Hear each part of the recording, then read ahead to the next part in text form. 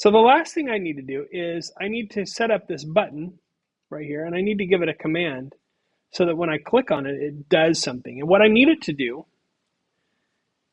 is I need it to take this word and this word, and I need to put it into an F string, like a Mad Lib, and then display that string on the right-hand side.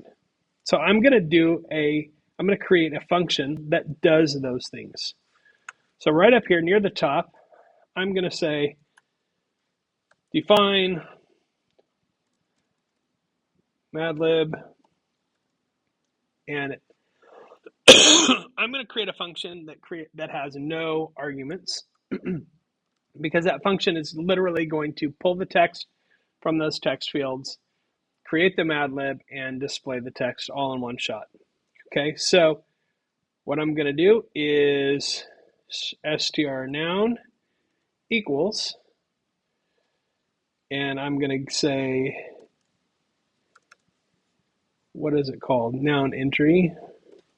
And I'm going to use get, which says get the stuff out of that entry box. And I'm going to say strVerb equals verb entry dot get. Okay, so now I have those two variables containing the noun and the verb that I enter into those spots. Next, I need to create the F string. So let's do the F string. And let me create a sentence here that said, let's say Fred, and then the verb, strVerb, away from the strNoun. Okay, so there's my very short Mad Lib. And the last thing I need to do is update that label. So label results. And here's something cool that you can do. Any attribute of any widget can be read or written to, changed, using a dictionary kind of format.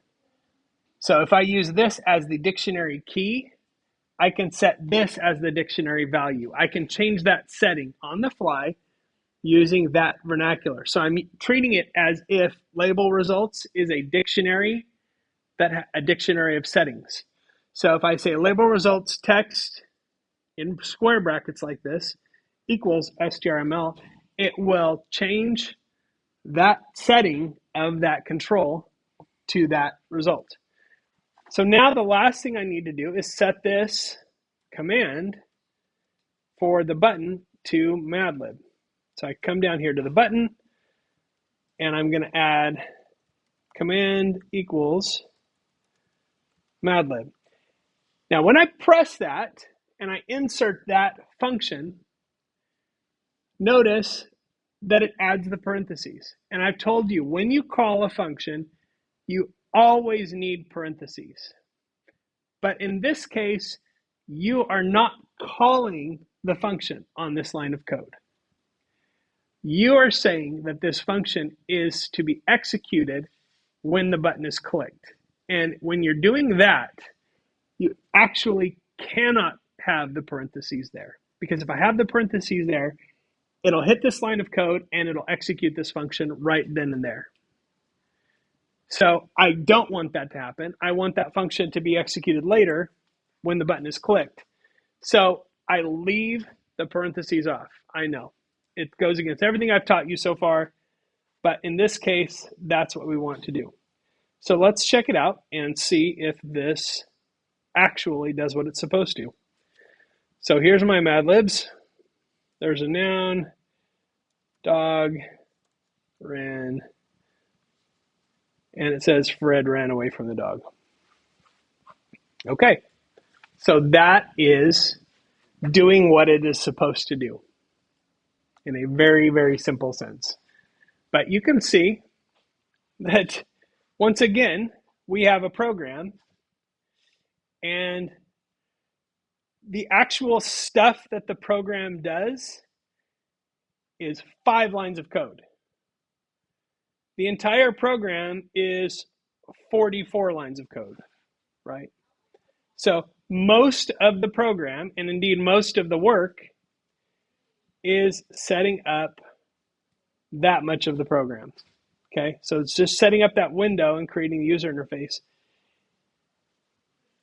Is there a shortcut? Of course, there's always a shortcut. I will tell you the shortcut on Wednesday. I got to leave you a little bit of a cliffhanger. I'm going to give you my best shortcut for creating a user interface using TKInterface. But the shortcut only works if you understand how TKInterface is set up. Because once it's set up, you still have to do stuff with it. You still have to interact with it and make sure that it works properly.